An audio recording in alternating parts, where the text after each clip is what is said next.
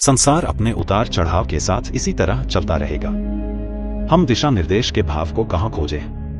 हम अपने भीतर सत्य की आवाज में मार्गदर्शन खोज सकते हैं। सत्य कोई सिद्धांत नहीं है, न ही कोई दर्शन शास्त्र की काल्पनिक पद्धति है। सत्य ईश्वर के साथ पूर्ण तत्वरूपता है। मनुष्य के लिए आत्मा के रूप में अपने सच्चे स्वरूप का अटल ज्ञान ही सत्य है।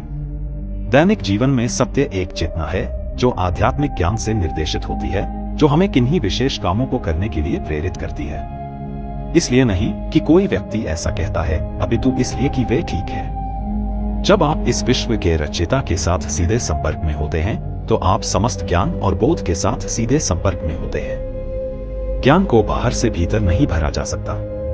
यह आपकी आंतरिक ग्रहणशीलता की शक्ति एवं क्षमता है जो यह निर्धारित करती है कि आप सच्चे ज्ञान को कितनी मात्रा में और कितनी शीघ्रता से ग्रहण कर सकते हैं।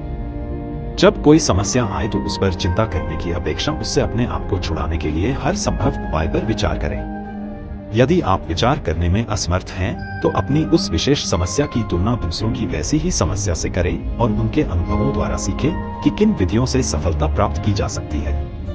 उन उपायों को चुने जो युक्ति संगत और व्यवहारिक प्रतीत होते हों और फिर उन पर कार्य करने के लिए जुट जाएं। सृष्टि का संपूर्ण पुस्तकालय आपके अंदर छिपा हुआ है। उन्हें बाहर प्रकट करने के लिए रचनात्मक ढंग से विचार करें। शायद आप अपने बच्चे या अपने स्वास्थ्य या बंधक के भुगतान के बारे में गंभीरता से चिंतित हैं। तुरंत कोई समाधान न पाकर आप परिस्थिति के बारे में चिंता करना प्रारंभ कर देते हैं। पर आपको क्या प्राप्त होता है? सिर दर्द, घबराहट, हृदय रोग। क्योंकि आप स्पष्ट रूप से अपना और अपनी समस्याओं का विश्लेषण नहीं करते। आप अपनी भावनाओं या उस परिस्थिति को जिनका आप सामना करते हैं उन्हें नियंत्रण करना नहीं जानते। चिंता में समय को नष्ट करने की अपेक्षा समस्या के कारण को दूर करने के बारे में सकारात्मकता से और शांतिपूर्वक विचार करें।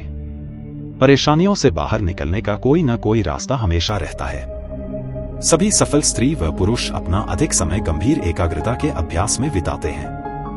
वे अपने मन की गहराइयों में उतरने और उनके समाधान रूपी मोतियों को खोज लाने में समर्थ होते हैं। प्रतिदिन प्रातः और रात को शांति या गहरे ध्यान में जाए, क्योंकि ध्यान ही सत्य एवं गलत विचार के बीच विवेक प्राप्त करने का एकमात्र उपाय है। अपनी अंतरात्मा से जो आपके अंदर एक दिव्य विवेक शक्ति है, मार्गदर्शन प्राप्त करना सीखें। ईश्वर आपके अंतरात्मा के मंदिर में मंद ध्वनि है और अंतर ज्ञान का प्रकाश है।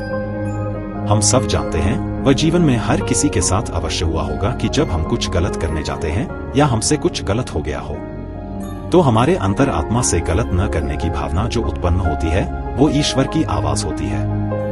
यदि हम उस आवाज को नहीं चुनते तो वे चुप हो जाती है। किंतु जब कोई ईश्वर की सुन लेता है तो उसके मार्गदर्शन स्वयं ईश्वर करते हैं। अपनी अंतर आत्मा की आवाज का, जो कि ईश्वर की आवाज है, का निरंतर अनुसरण करने से आप एक सच्चे चरित्रवान व्यक्ति, एक उच्च कोटि के आध्यात्मिक एवं एक शांत व्यक्ति बन जाएंगे।